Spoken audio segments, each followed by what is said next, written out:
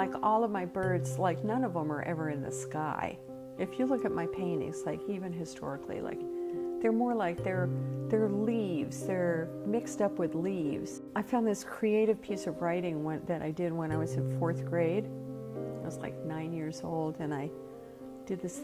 I wrote about leaves and birds and being surprised by nature and nesting and stuff when I was, 9. And so in these current paintings, I mean, most of my birds are sort of in nesting positions or like in the trees. They're one with the trees. It's like this continuity of nature. I see the birds and the trees are one as this theme that's run through there.